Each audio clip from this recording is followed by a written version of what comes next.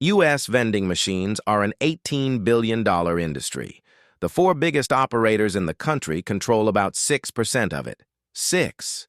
In almost every industry this channel has covered, that number goes the other way.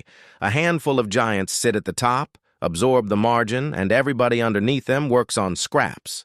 Airlines, grocery, self-storage, car washes. Same shape every time. Not here. $18 billion, and the biggest players in the business can't get their hands on more than a rounding error of it. That is strange, and by the end of this you'll understand exactly why it happens. So you want to own a vending machine? Let's take it apart. The assumption is that this is the closest thing to free money that exists. You buy a machine, you fill the machine, you come back later, and the machine has money in it. No employees, no lease, no storefront, no customers to actually talk to. It's the business you run out of the back of your car on a Sunday, and that intuition is mostly right. Most of it holds up under pressure. It's wrong in exactly one place, but it's not the place people expect, and it's not the machine. Start with the hardware because that part is genuinely cheap. A new machine runs $3,000 to $6,000. Snack machines are $3,000 to $5,000. Drink machines are $4,000 to $6,000. Combo machines, the ones that do both, $3,000 to $5,500.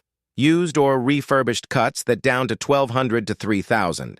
Smart machines with touchscreens start in the same 3 to 6 range. Mid-range runs $8,000 to $15,000. And the high-end AI vision systems, bean-to-cup coffee, goes past $15,000 and up to $25,000. Then the card reader. This is no longer optional. Nobody carries cash. Hardware is $260 to $500, plus 2 to 5% of every transaction, plus a monthly data fee of about $8 to $10 per machine. Note the phrasing there, per machine. Forever. On one machine, that's a rounding error. On 40 machines, that's $400 a month before you've sold a single bag of chips. Quick one while we're here. Which vending machine do you walk past most often? The one at your gym, your office, the train platform? Have you ever once wondered who actually owns it? Drop it in the comments, I'm genuinely curious. Now the product, and this is where it starts looking good again. Gross margins run 40 to 60% on snacks and drinks. Bottled water can hit 86% gross margin because the wholesale cost is so close to nothing that almost the entire vend price is margin. Coffee clears 200%. The price on the screen is more than 3 times what the ingredients cost you. The working rule operators use is markup at least 2.5 times wholesale at a location that takes no commission, scaling up to 3.5 or 4 times at a location taking 15 to 20%. Typical vend prices. Water $1.25 to $2, chips $1.50 to $2, soda $1.75 to $2.50, energy drinks $2.75 to $3.75. Net profit, after absolutely everything, lands at 20 to 30%. Here's the part that breaks people's intuition. You don't own the spot. You rent access to it. Commission to the location owner runs 5 to 25% of gross sales, not profit gross. National average is around 8 to 12% for mid-size commercial accounts. Small offices and quiet sites often pay nothing, or up to 5%. High-traffic healthcare and hospitality can demand 15 to 20. Sometimes it's a flat $50 to $100 per machine per month instead. And look at what that does. The better the location, the more of your margin the location takes. The good spots are priced precisely and deliberately to remove the exact advantage that makes them good. So here are the real numbers. A well-placed machine grosses $1,500 to $3,000 a month at 25 to 30% net. A badly placed machine can earn $50 a month. That is the entire business in one sentence. Same machine, same products, same operator, same everything. And a 30 to 60 times difference in outcome based only on where it happens to stand. Which explains the failure data. One estimate says roughly 35% of new operators quit inside the first year.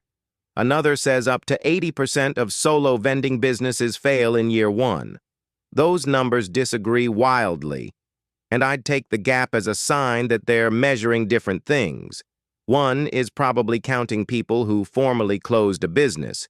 The other counting anyone who bought a machine and stopped showing up. Either way, the cause is consistent. Location and the set it and forget it myth. Machines need inventory rotation. They need product mix changes when the same 3 slots keep selling out and the same 3 never move. They need someone paying attention. It is not passive income. It's a small logistics business that happens to have no staff. Here's the twist, and it's the reason this episode exists.